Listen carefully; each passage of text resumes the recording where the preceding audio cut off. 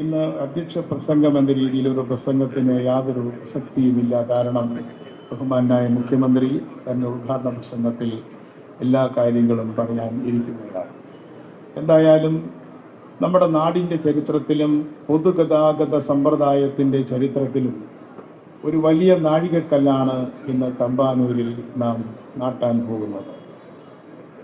ആദ്യമായി ഒരു പൊതുഗതാഗത സമ്പ്രദായം തിരുവിതാംകൂറിൽ ഉണ്ടായത് 1937-38 കാലത്താണ്.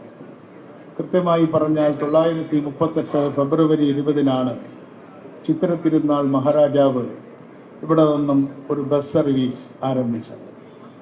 ആ ബസ് സർവീസ് തുടങ്ങാൻ അദ്ദേഹത്തിന് പ്രചോദനമായത് അദ്ദേഹത്തിൻ്റെ ലണ്ടൻ യാത്രയായി. ആ ലണ്ടൻ യാത്രയിൽ അദ്ദേഹം കണ്ട ലണ്ടൻ ബസ്സുകളുടെ മാതൃകയിൽ അവിടുത്തെ ബസ്സുകൾ ഇങ്ങോട്ട് ഇമ്പോർട്ട് ചെയ്ത് ഇവിടെ ബോഡി ബിൽഡ് ചെയ്തുകൊണ്ടാണ് ആദ്യത്തെ ബസ് നിർമ്മിച്ചത്. 33 ബസ്സുകൾ അന്നുണ്ടായിരുന്നു. ഇന്ന് നമ്മുടെ ബസ്സുകളുടെ എണ്ണം 5700-ഓളം ബസ്സുകളാണ്. ആ അർത്ഥത്തിൽ അന്ന് ഇത്തരത്തിലുള്ള ഒരു പബ്ലിക് ട്രാൻസ്പോർട്ട് സിസ്റ്റം ഇന്ത്യയിൽ വളരെ അപൂർവമായി ഉണ്ടായിരുന്ന പബ്ലിക് ട്രാൻസ്പോർട്ട് സിസ്റ്റം കൊണ്ടുവന്ന അന്നത്തെ ഗവൺമെന്റിനെ തീർച്ചയായും നമുക്ക് അഭിനന്ദിക്കാതിരിക്കാൻ സാധ്യമല്ല. 65-ൽ RTCകൾ, റോഡ് ട്രാൻസ്പോർട്ട് കോർപ്പറേഷനുകൾ ഉണ്ടായപ്പോഴാണ് KSRTC എന്ന പേരിൽ കേരളത്തിലും മറ്റെല്ലാ സ്റ്റേറ്റുകളിലും RTCകൾ ഉണ്ടായത്. ഇന്ന് ഞാൻ നേരത്തെ പറഞ്ഞതുപോലെ 5700 ബസ്സുകൾ ഇന്ന് നമ്മുടെ കയ്യിലുണ്ട്. ആയിരക്കണക്കിന് സർവീസുകളുണ്ട്, ഷെഡ്യൂളുകളുണ്ട്.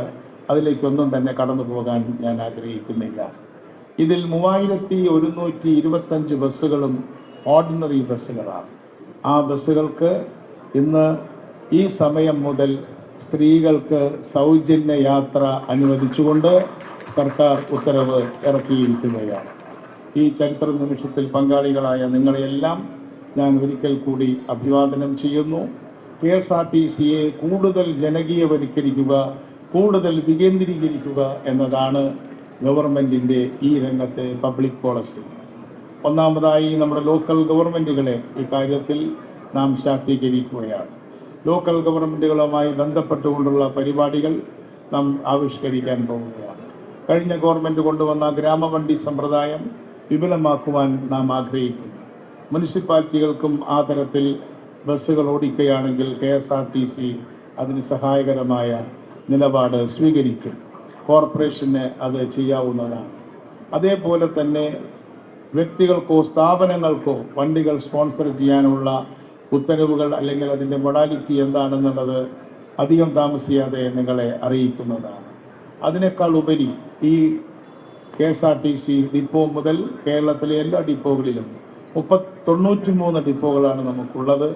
അവിടെയെല്ലാം നമ്മുടെ MLA-മാർക്കും MP-മാർക്കും ജനപ്രതിനിധികൾക്കും അംഗീകൃതമായ എല്ലാ രാഷ്ട്രീയ കക്ഷികൾക്കും, അസംബ്ലിയിൽ പ്രാതിനിധ്യമുള്ള എല്ലാ രാഷ്ട്രീയ കക്ഷികൾക്കും പ്രാധാന്യമുള്ള അല്ലെങ്കിൽ അംഗത്വമുള്ള ഒരു സമിതി രൂപീകരിക്കുന്നതിനെ കുറിച്ച് ആലോചിച്ചു. ഞാൻ ഇന്നിപ്പോൾ ഈ വേദിയിൽ വെച്ച് മുഖ്യമന്ത്രിയോട് അതിൻ്റെ പൂർണ്ണമായ സമ്മതം വാങ്ങിച്ചു. അതുകൊണ്ട് ഇനിമേലിൽ ജനകീയമായി തന്നെ നമ്മുടെ എല്ലാ ഡിപ്പോകളും പരിപാലിക്കപ്പെടും എന്ന് ഞാൻ ഉറപ്പു നൽകുന്നു. ഇത് പൗരന്മാരുടെ സ്വത്താണ്, ഇത് പൗരസമൂഹത്തിൻ്റെ സ്വത്താണ്, ഇത് നമ്മുടെ ഓരോരുത്തരുടെയും പ്രൈവറ്റ് ബസ്സാണ്. ഇത് ഗവൺമെന്റിൻ്റെ അല്ല, എൻ്റെയും നിങ്ങളുടെയും സ്വന്തം ബസ്സാണ്. ആ അർത്ഥത്തിൽ അതൊരു സ്വകാര്യ സ്വത്താണ് എന്ന് മനസ്സിലാക്കിക്കൊണ്ട് ഇവിടുത്തെ എല്ലാ കാര്യങ്ങളുമായി സഹകരിക്കണം എന്ന് ഞാൻ അഭ്യർത്ഥിക്കുകയാണ്. ഞാൻ കൂടുതൽ നീണ്ട പ്രസംഗത്തിന് തയ്യാറാകുന്നില്ല. ഈ വേദിയിൽ കൃത്യസമയത്ത് എത്തിച്ചേർന്നിട്ടുള്ള അദ്ദേഹം ഇന്ന് കേരളത്തിൽ വിസ്മയങ്ങളുടെ പെരുമഴ പെയ്യിച്ചു കൊണ്ടിരിക്കുകയാണ്. നമ്മുടെ മുഖ്യമന്ത്രിയുടെ ഇനീഷ്യലിലെ ആദ്യത്തെ അക്ഷരം തന്നെ മലയാളത്തിലുള്ള വിസ്മയമാണ് എന്ന് ഞാൻ കരുതുന്നു. അതുകൊണ്ട് മറ്റൊരു വിസ്മയം ഇപ്പോൾ ഇവിടെ പൊട്ടി വിടരാൻ പോകുന്നു. അദ്ദേഹം ഒരു ടിക്കറ്റ് ഒരു വനിതയ്ക്ക് കൊടുക്കും. ആ ടിക്കറ്റിൽ 0 എന്നാണ് എഴുതിയിട്ടുണ്ടാവുക. പക്ഷേ വനിതകളെല്ലാവരും എവിടെയാണ് പോകുന്നത് എന്ന് കൃത്യമായി എഴുതണം. അവരോട് കണ്ടക്ടറോട് പറയണം. അതുപോലെ എവിടെയെങ്കിലും ഉദാഹരണത്തിന് ഇവിടെ നിന്നും പാളയത്തേക്ക് പോയി വീണ്ടും നിങ്ങൾക്ക് പോകണമെങ്കിൽ വീണ്ടും ടിക്കറ്റ് എടുക്കണം, പൈസ കൊടുക്കണ്ട എന്ന് മാത്രം.